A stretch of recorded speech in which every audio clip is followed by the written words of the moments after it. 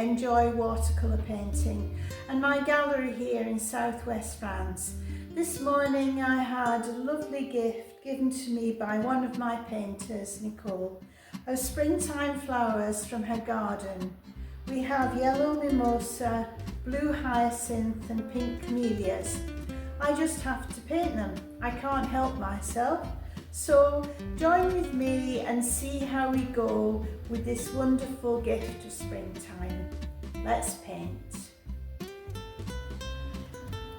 So now I'm all prepared.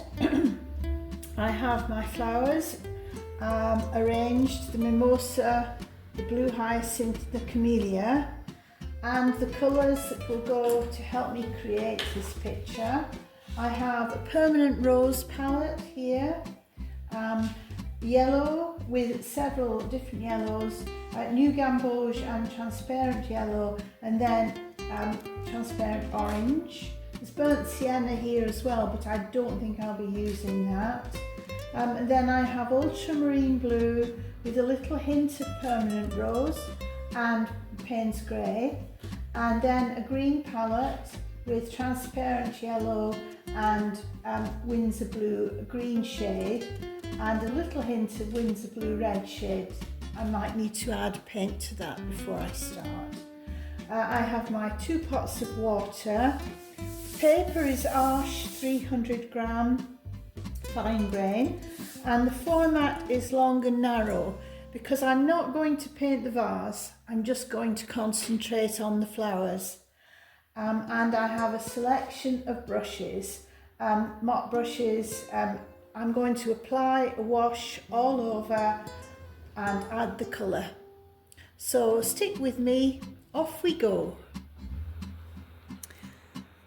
So I'm starting with my hake brush to wet the paper to shiny wet all over.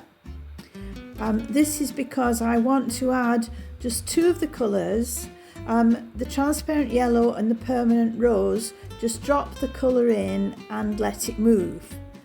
I'm not going to put the blue on the paper at this stage because that's going to create green when it meets the yellow and it may not be in the right place.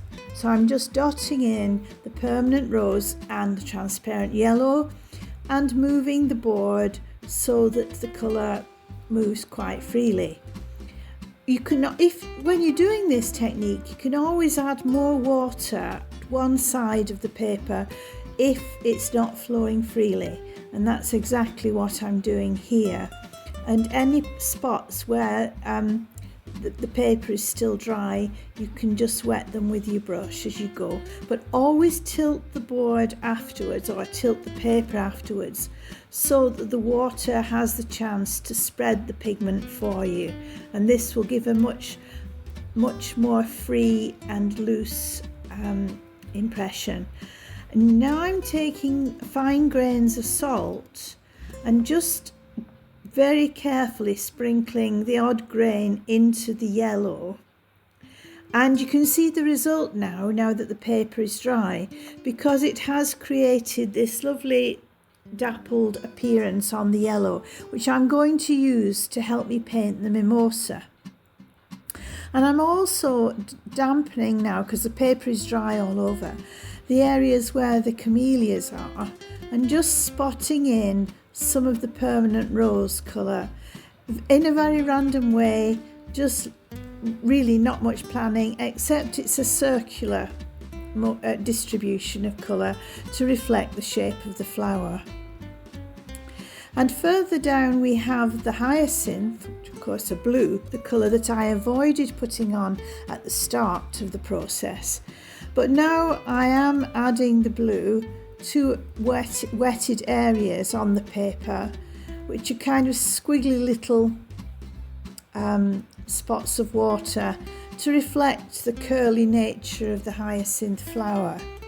And we have 2 hyacinth heads, so I'm doing both of them, as you see, at the same time, just spotting the colour in and letting it move and not worrying if the colour combines.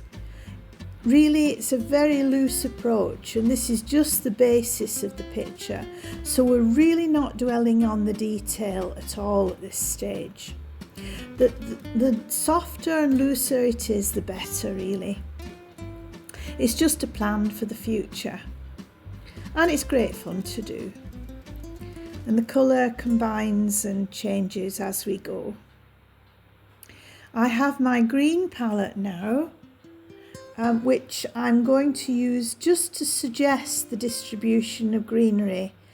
Of course, we have the larger leaves of the camellia, and we also have the feathery leaves of the mimosa, but at the moment I'm just concentrating on the camellia leaves and using as my inspiration the flowers which are in the vase out of shot, because I couldn't get a close-up of the flowers and the painting at the same time. But you see, it's a very, very quick process, although it is speeded up, of course, but even so I'm using a larger mop brush and just wetting the area and spotting colour in, just so that we know the distribution of the greenery and the leaves. Again, this is just a basic plan.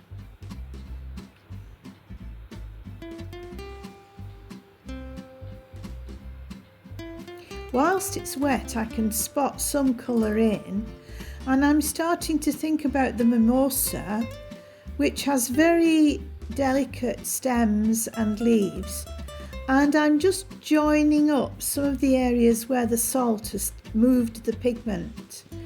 This will give me a clue as to where the little fluffy flower heads are going to be,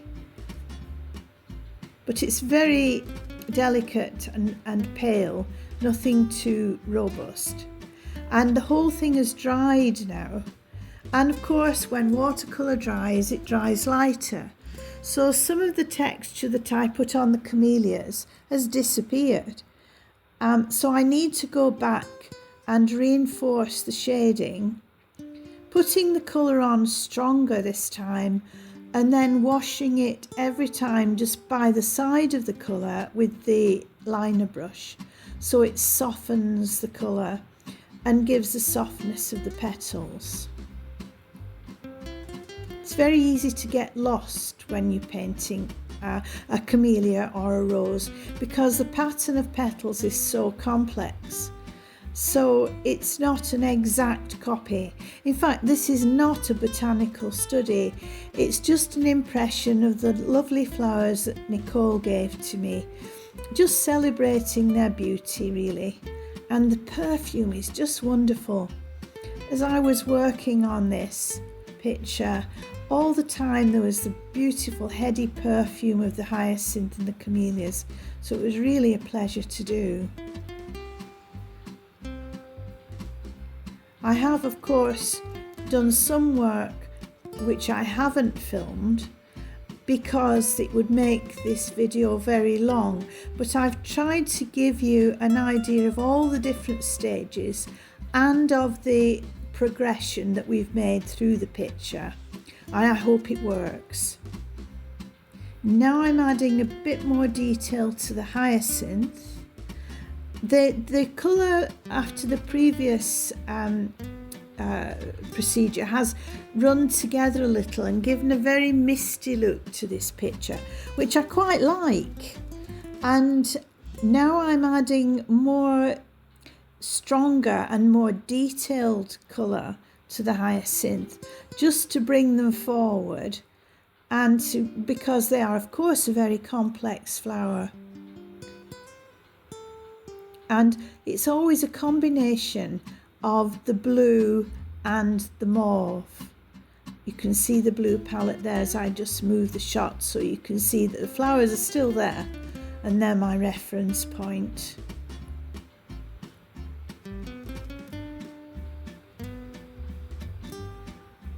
At this point I decided, well, I really need to look at these flowers closer, so I can take a little flower from the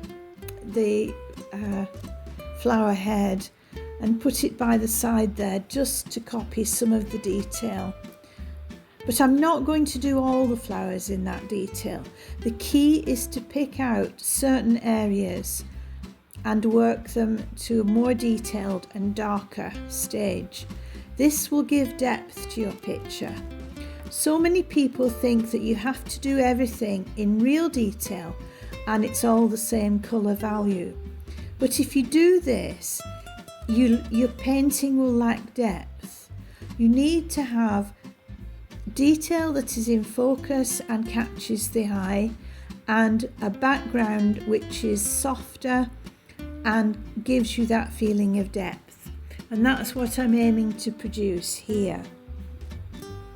I'm moving on to the mimosa flowers now and just dotting a little bit more yellow, more concentrated yellow this time, around the little fluffy heads so that they kind of leap out of the paper a little bit more and are more obvious. Again, if I did all of them, it wouldn't work, but as you see, they are visible now. And I'm returning now to the green to start and add more definition and more contrast. But again, it's not all over, it's just in some areas. And the darker green will help to bring out the colour of the pink camellias and the hyacinth. And we don't, looking at the posy of flowers, the bouquet of flowers, you don't see all the leaves. They're kind of jostled together. One leaf is covering up another leaf. So we can give that impression by just adding green in between the leaves that we've defined and then washing the colour so we have that density and that shading in areas where we want the flowers to be more obvious and more important.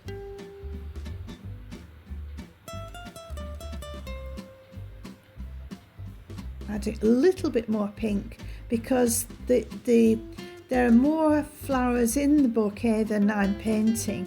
So some are behind leaves and they're jostling for position in the vase.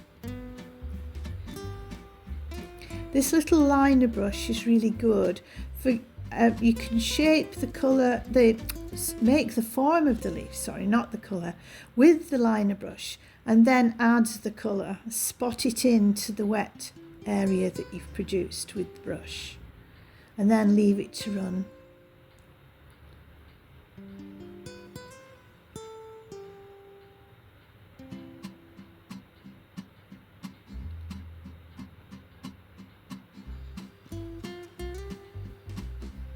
This is developing into quite a complex picture, as I knew it would, and I'm really not going to totally cover every area. I'm just concentrating on getting the feel for the different processes, and when you see the final result you'll understand why really. It would be too prolonged and too tedious. And it's all about balance at the end of the day, and composition, of course.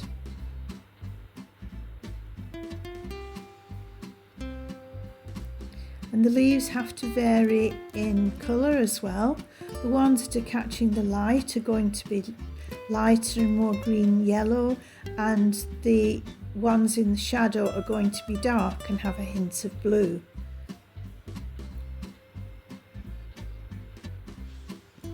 And always we're kind of working from the central rib of the leaf and adding the colour on the whole surface when the leaf is wet.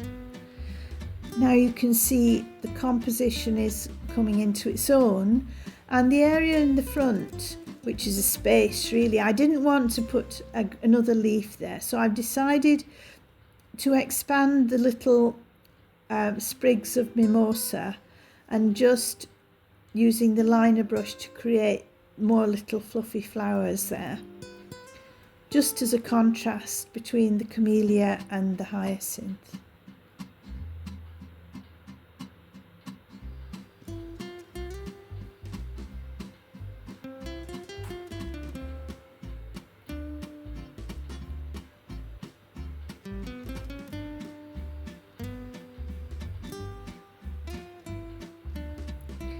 Now the composition is working well, and I want to emphasize some of those contrasts again. So I'm going in with the blue-green, some of the leaves which are important for emphasizing the colors of the camellia, and this part of the picture is the most important part. The area to the left has had less attention and less detail, and I'm really not going to do much more with that at the moment. I may go back to it later, but you have to be careful not to do too much detail. So I'm going to leave it and think about it for a few days once I finish this video. I may decide that a little bit more contrast is needed, but at this stage I'm not sure. And if you're not sure, it's always better to just leave it and live with it, and then come back and decide at a later moment. And that's exactly what I'm going to do with this picture. Just emphasizing the feathery leaves of the mimosa, just to give us a little bit more contrast in that area. But I think I'm approaching the moment when I really do need to stop. Thinking time is now required.